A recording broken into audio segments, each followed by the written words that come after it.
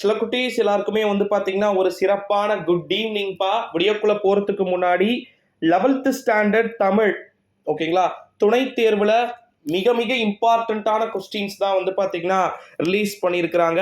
அதை பத்தி தான் வந்து பார்க்கணும். வீடியோவை A to Z வந்து பாத்தீங்கன்னா ஃபுல்லா ஸ்கிப் பண்ணாம வந்து பாருங்கப்பா. 11th தமிழ்ல நிறைய ஸ்டூடெண்ட்ஸ் ஃபெயில் ஆயிருந்தீங்கன்னா டோன்ட் வரி, பயப்படாம இந்த வீடியோவை ஃபுல்லா பாருங்க. அதுக்கு முன்னாடி 11th துணை தேர்வுல எதெல்லாம் உங்களுக்கு வந்து வரும் அப்படின்றத முன்கூட்டி அதோடைய மாடல் கொஸ்டின் பேப்பர்ஸை கீழே டிஸ்கிரிப்ஷன்ல நம்முடைய டெலிகிராம்ல நான் வந்து அப்டேட் பண்ணியிருக்கிறேன். ஸோ மறக்காம வந்து பார்த்தீங்கன்னா வீடியோவை ஃபுல்லாக வந்து பார்த்துட்டு கீழே டிஸ்கிரிப்ஷன் இருக்கக்கூடிய டெலிகிராம் குரூப்லையும் மறக்காம ஜாயின் பண்ணிக்கோங்க. வாங்க இப்போ வீடியோக்குள்ள போகலாம். ஃபர்ஸ்ட் 11th ஸ்டாண்டர்ட் தமிழை பொறுத்த வரைக்கும் மொத்தமாக உங்களுக்கு வந்து 90 மார்க் வந்து கேட்குறாங்கப்பா. இந்த 90 மார்க்ல 25 மார்க் எடுத்தாலே வந்து போதும், நம்ம வந்து எல்லா ஸ்டூடெண்ட்ஸுமே வந்து பாஸ் ஆகிடலாம். இதில் ஃபஸ்ட்டு 14 வந்து என்ன கேட்க போகிறாங்கன்னா மோஸ்ட்லி வந்து நமக்கு 1 மார்க்ஸ் தான் வந்து கேட்க போகிறாங்க. ஓகேங்களா, இந்த 1 மார்க்ஸ் எல்லாமே புக் பேக்கில் இருக்கிறது தான் வந்து கேட்க போகிறாங்க. இலக்கண குறிப்பு, தமிழ் சொல்லை தேர்ந்தெடுத்து எழுதுக. இப்போ ஒரு எக்ஸாம்பிளுக்கு செவ்வி அப்படின்ற சிறுகதையின் ஆசிரியர் யார் அப்படின்றது. அப்புறமா வந்து பார்த்தீங்கன்னா எஜுகேஷன் இதோடைய மீனிங் என்ன அப்படின்றத வந்து கேட்பாங்க.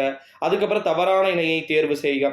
இதெல்லாம் வந்து 1 மார்க் கொஸ்டின்ஸாக இருக்கும். அடுத்தது பார்ட் 2ல 2 மார்க் கொஸ்டின்ஸே கிட்டத்தட்ட வந்து 3 சாப்டராக வந்து கொடுத்துருப்பாங்க. அதில் குறிப்பாக வந்து பார்த்தீங்கன்னா உரைநடை, துணை பாடம், இலக்கண குறிப்பு, மனப்பாட பகுதி இதெல்லாம் சேர்ந்த 2 மார்க் வந்து கொடுத்துருப்பாங்க. எல்லாத்துலேயும் 4 கொஸ்டின் கொடுத்துட்டு 3 கொஸ்டின், 3 கொஸ்டின் கொடுத்துட்டு 2 கொஸ்டின் அப்படின்றத கொடுத்துருப்பாங்க. அப்புறமா 4 மார்க் கொஸ்டினும் இதே மாதிரி தான் வந்து இருக்க போகுது.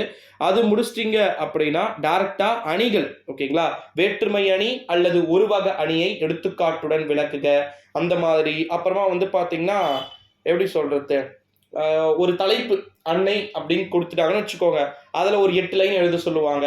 அடுத்தது சுற்றுச்சூழல் பற்றி ஒரு டைட்டில் கொடுத்துட்டாங்கன்னு வச்சுக்கோங்க, அதை ஒரு 8 லைன் எழுதுனா அதுக்கு ஒரு 4 மார்க்கு. அதுக்கப்புறமா வந்து பார்த்தீங்கன்னா தமிழாக்கம் தருக அப்படின்னு சொல்லிட்டு கேட்பாங்க. ஒரு 4 லைன் கொடுத்துருவாங்க இங்கிலீஷில், அதில் தமிழில் எழுதணும். அடுத்தது வந்து மனப்பாட பகுதி லாஸ்ட்டு கேட்பாங்க. உங்களுக்கே தெரியும் அப்படின்னு நினைக்கிறேன். மனப்பாடத்துக்கு மட்டும் 6 மார்க்பா.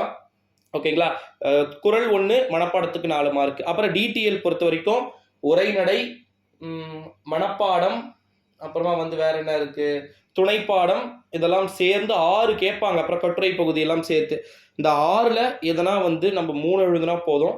ஒரு சாப்டர்ல இருந்து நம்ம ஒரு மாதிரி எழுதுற மாதிரி வந்து இருக்கும். ஓகேங்களா சில குட்டீஸ். ஸோ அதனால வந்து நீங்கள் மோஸ்ட்லி எனக்கு தெரிஞ்சு பயப்படக்கூடாது. ஓகேங்களா, எக்ஸாம்ஸை நம்ம அழகாக வந்து பார்த்தீங்கன்னா என்ஜாய் பண்ணி எழுதலாம்.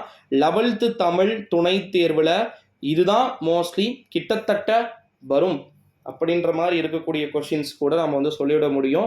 ஸோ அதனால் வந்து நீங்கள் பண்ணுறதெல்லாம் என்ன பண்ணணும்னா இந்த வீடியோவை முழுமைக்குமே வந்து ஸ்கிப் பண்ணாமல் பாருங்கள். ஓகேங்களா, ஸோ இந்த வீடியோவை ஸ்கிப் பண்ணாமல் வந்து பாருங்கள். எல்லாருக்கும் மோஸ்ட்லி ஷேர் பண்ணுங்கள்.